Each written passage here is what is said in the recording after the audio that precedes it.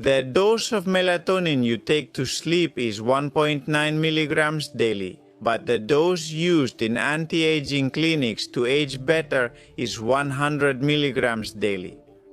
Something like that, a lot. Isn't this effective and safe? What are we missing? N-acetyl 5-methoxytryptamine. Yes, melatonin is a hormone associated with the regulation of biological rhythms that many people take to sleep better, but can it really help you age better? I'm Dr. Borja Bandera, an endocrinology and nutrition specialist, and today we'll examine melatonin's link to aging. Why is melatonin considered anti-aging? Because it truly is an anti-aging molecule. But have you ever wondered why? Well, I'm going to explain it to you first. Like nicotinamide, adenine dinucleotide, muscle strength, or testosterone, average melatonin levels decrease in your body over time. This is due to a lower production by the pineal gland in your brain when night falls, but be careful, also to a lower local production. Oh, melatonin is produced somewhere other than the brain? Yes, many organs, glands, and tissues produce melatonin for their own local use. Ovaries, testicles, pancreas, immune system, liver. But also when chronic diseases associated with aging appear, the levels decrease even more. Cause or consequence, we don't know. For example, in metabolic syndrome, cardiovascular disease, or neurodegenerative conditions like Alzheimer's or Parkinson's, there is less circulating melatonin. This is the main argument, which is why many are interested in reversing the pattern to age better and prevent disease. Can you achieve this by taking melatonin supplements? I'll explain in today's video. We have the first and most studied benefit: maintaining a robust circadian rhythm. Melatonin has an enormous and incredible phylogenetic preservation. It is present in all known aerobic organisms. This suggests it's an essential molecule. Without it, we wouldn't have come this far. And what is melatonin's number one mission? The most studied, the most special, the one you know? Its effect of synchronizing biological rhythms, orchestrating the rhythms of life, the chronobiotic effect.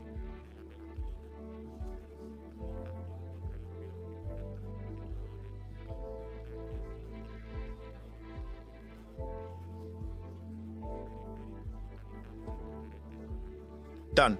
A very common mistake is to think that melatonin is hypnotic, meaning that it induces sleep. No, hypnotic is zolpidem. Melatonin is mainly chronobiotic. It helps synchronize rhythms, wakefulness, and sleep.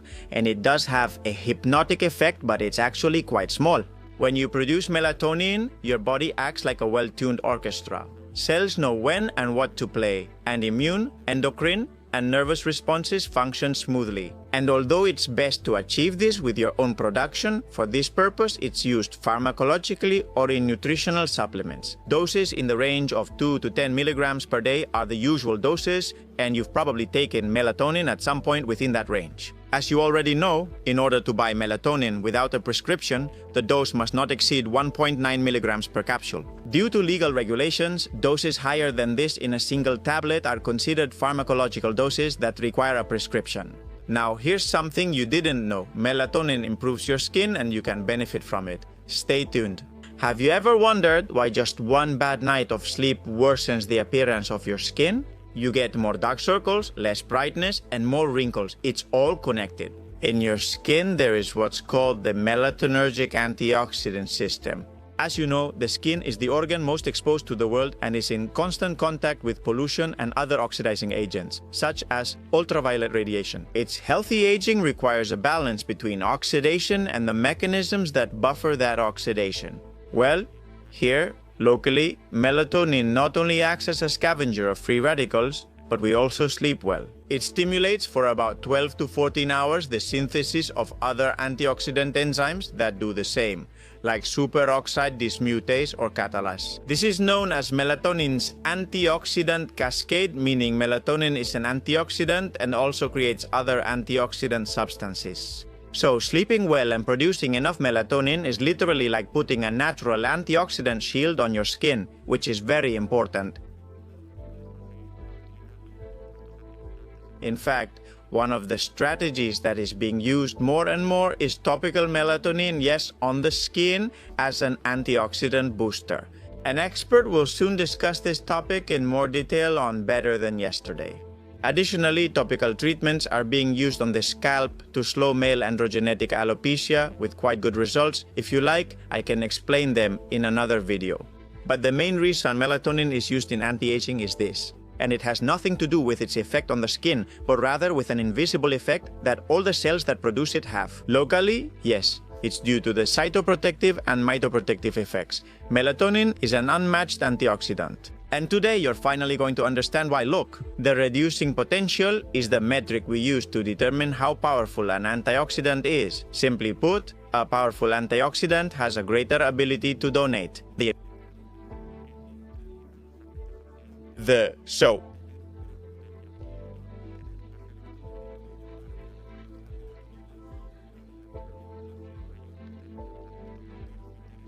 So the real one, so the real one, so the real one, so real, so the real one, so the real one, both in water and in fats, something quite rare, which allows all parts of the cell to be protected, including the membranes, the cytoplasm, and the nucleus, where the DNA is. Normally, antioxidants are either fat-soluble or water-soluble, but not both. Alright. It also regulates, as I told you, key antioxidant enzymes such as glutathione peroxidase, superoxide dismutase, or catalase up. But when melatonin neutralizes a free radical, it is metabolized into compounds that are also antioxidants themselves. Melatonin exists in various organs and systems. I told you before, it's not just in the skin or brain, it's also in the heart, ovaries, testicles, liver, kidneys, and especially the immune system. Having good levels of melatonin, which necessarily means having a correct biorhythm, does it mean having the great defensive barrier against chronic disease active? But it's not all that simple. In order to achieve cytoprotective effects, protecting the cell with supplementation, we would need 2 doses much higher than those used for sleep. I remember it was between 2 and 5 milligrams, or maybe 2 and 10, and based on allometric calculations, we can conclude that the cytoprotective benefits would require doses around 100 milligrams per day, which is 50 times higher than those used for sleep disorders. Allometry is the mathematical study of proportions that helps translate doses from small animals like rats to humans. Unfortunately, this method isn't very accurate because it's not just about size. You're not a rat and don't function like one.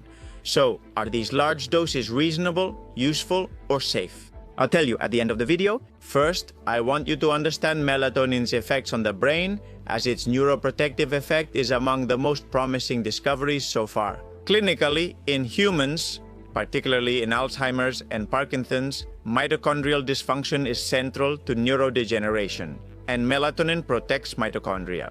When we are in the early stages, this is the key to these tough diseases. We already have evidence that supplementing with melatonin can improve cognitive ability, as measured by the mini mental state examination score, a test, as well as quality of life, and slow down the progression of the disease. We don't know to what extent it would be useful in these early stages. Okay, Borja, melatonin is promising in anti-aging, but is it safe? Because honestly, such high doses scare me. Should I find 100 mg versions and use those? Don't rush to the pharmacy for your special formula. Listen to this first. Safety data for high doses of melatonin is still very limited. So far, the side effects are similar to low doses: drowsiness, headache, dizziness, vivid dreams or nightmares, gastrointestinal discomfort, and occasional palpitations. In fact, the American Academy of Sleep Medicine points out that melatonin, even at high doses, is quite favorable, but there is a lack of data on long-term effects. Should I use melatonin for sanctity? Here are my conclusions as of November 21, 2025 when I'm recording this. You'll see it later. They might be different in a year or not, I don't know yet. On one hand, there are promising studies about unconventional uses of melatonin, improving skin appearance, alopecia, and quality of life during menopause. These studies, as I said, are worth reading and honestly give me hope. Cytoprotective doses used for anti-aging in compounded formulas range from 50 to 100 mg daily. Normally, they involve a clinical decision based on extrapolations from preclinical studies with allometric calculations. And we don't have enough clinical evidence to support them today as an effective anti-aging method. Although the safety profile evaluated in the studies we have is favorable, the truth is that we're talking about a neurohormone and we don't have data for over a year or two, as is typical with topical melatonin use. I think it's an interesting field to explore and leverage, and we'll have to see if it becomes a commonly used dermatological active ingredient in the coming years. Want to learn more about this neurohormone and its skin applications? I'll read your comments. That's it for today's video. Thanks for watching and subscribing, which helps you keep up with this content.